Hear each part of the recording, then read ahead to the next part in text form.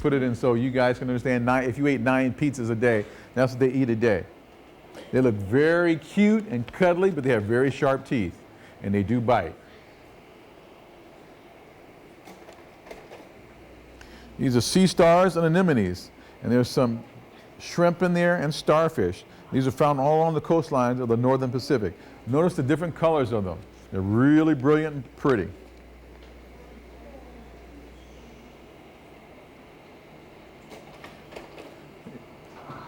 Whoa, yes, these are the giant Japanese spider crabs. They can grow up with a leg span of 14 feet across. These will probably grow to about 6 feet, and they're pretty big already at the aquarium. They're found as deep as 1,000 feet in the ocean along the Japanese coast, the Japan coastline. They are the world's largest crustacean. Now we're going to the tropical Pacific, which is my favorite area because the water is warm. And this is the last gallery you'll go when you go through. This is a rock island in the nation of Palau, which is in the Pacific Ocean, going toward Australia and that section of the world. The rock islands, this showcases a mangrove lagoon area, and Palau is considered to be one of the most spectacular diving spots in the world because of the diverse systems of the reef.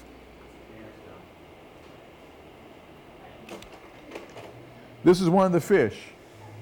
This is a Napoleon Ross, hands down, thank you. This is a Napoleon Ross, also called a humphead wrasse. As you can see, it's got that big bump on his forehead. This is one of the largest fish that there are. It's a rare tropical fish, and the Aquarium of the Pacific is the only aquarium that features one. It can grow up to about 6 feet in length. This one's about 4-5 feet now, and weighs about 80 pounds. It's the largest of the coral reef fishes. And as I told you in the beginning, this is one of the things I do. I go in the tank and I feed the fish and I clean the tanks. This is one of our divers there, interacting with the children. And when the tunnel goes through one of these tanks, you walk through the tunnel, and you can see tanks on both sides, exhibits on both sides.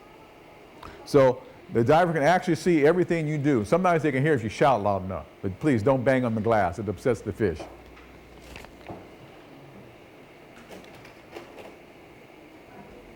And this is the other side of the tunnel.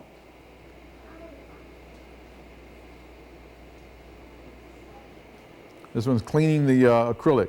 You see, we use suction cups to help hold us there on the glass while we use diapers to clean the glass on the inside. And it's acrylic, it's plastic, it's not glass.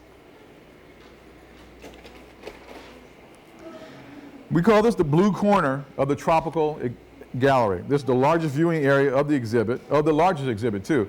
There's 350,000 gallons of water in this reef. Now you see that fish in the middle there with that long tail, that's a zebra shark.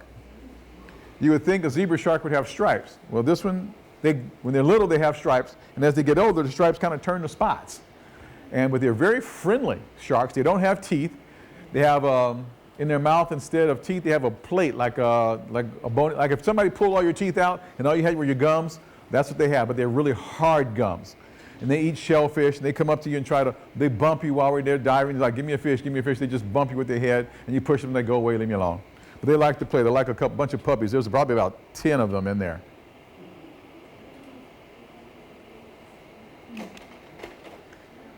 And this is how we get in the tanks. We go up to the top on the 3rd floor, and we get into the water, and those buckets are where the food is. You can see maybe some fish in those buckets, and that's how we feed the fish when we go in there. We climb down, grab the buckets, and go on. And as soon as they see us coming up there, the fish start swarming around. They know they're getting ready to be fed.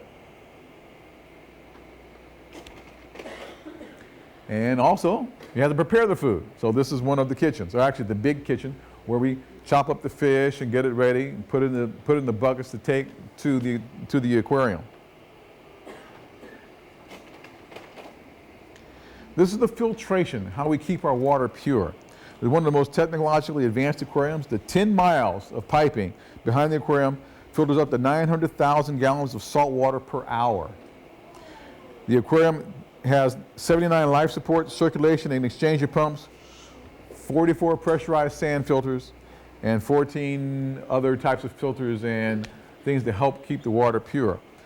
And the way they get their water, they take a big boat out between here and Catalina, stick a pipe down about 100 feet, and suck the water out of the channel between here and there. They don't get it right off Long Beach. It would probably not be good for the fish.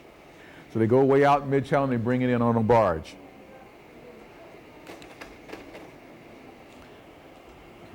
This is above the tropical gallery, the big one where you saw the shark at and the divers. This is where we go in. This is what it looks like up top.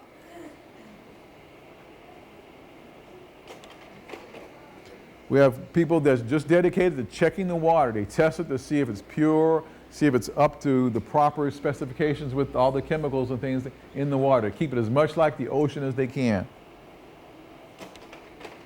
There's a restaurant there called this Cafe Scuba. And no, we don't serve fish.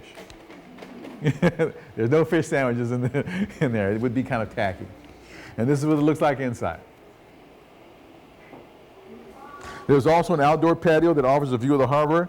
In addition to the restaurant, it also pays tribute to the sport of scuba diving and displays authentic scuba gear along the walls and things like that. And of course, we have our gift store. We have 4,000 square feet that focuses on merchandise representing the animals of the aquarium and the coastline culture of the Pacific. This is shot of the aquarium lit up at night. It's very pretty at night, especially with the neon.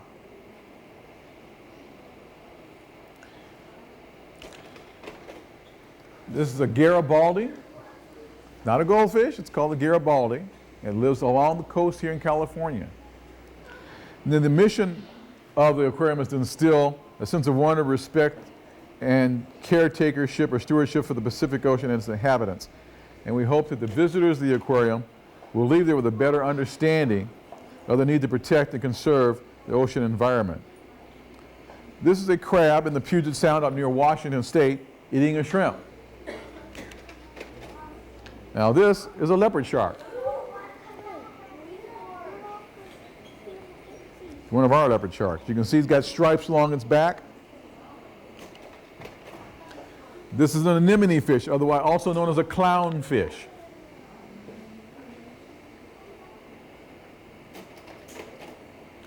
The moray eel. These are one of those we feed with tongs. He's got a lot of teeth in that mouth. Sometimes they come up and they'll bump you and looking for food, but we kind of push them away. We give them the food through the tongs. Fish come in various sizes and shapes and very brilliant colors, all different kinds of colors. This is an emperor angelfish. And all fish aren't pretty. This is called the frogfish.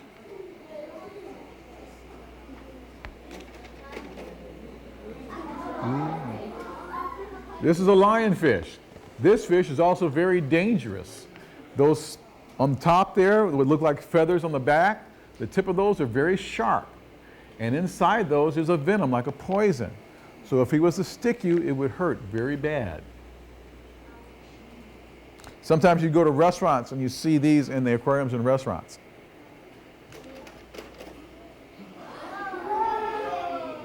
This is a puffer fish. It's one of those that swells up, but it's called a guinea fowl puffer. And you see he has actually a couple teeth.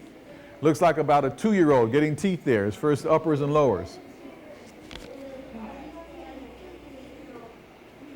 And some fish are very unusual looking.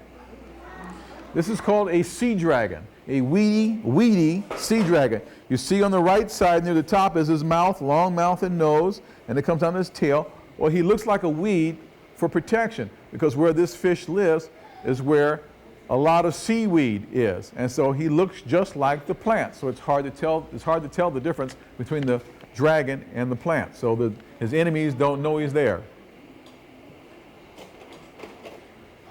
And this is Obadiah,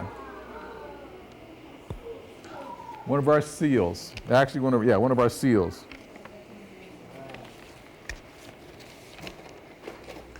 And that's our sea lion seal exhibit with the Queen Mary in the background. Actually looks like the Queen Mary's moving, doesn't it? It's a pretty good shot.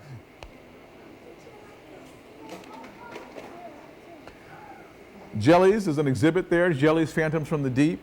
There's one exhibits going on. And just different kinds of jellyfish here.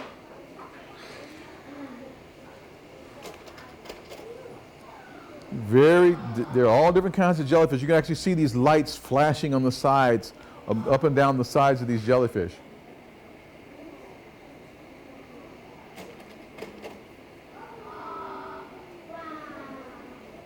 Can anybody tell me what to do if they see a jellyfish sitting in the sand at the beach? Don't touch it. That's what you do. Because jellyfish sting. Even when you're just laying on the beach and you think they may be dead, they still sting, and they sting very badly.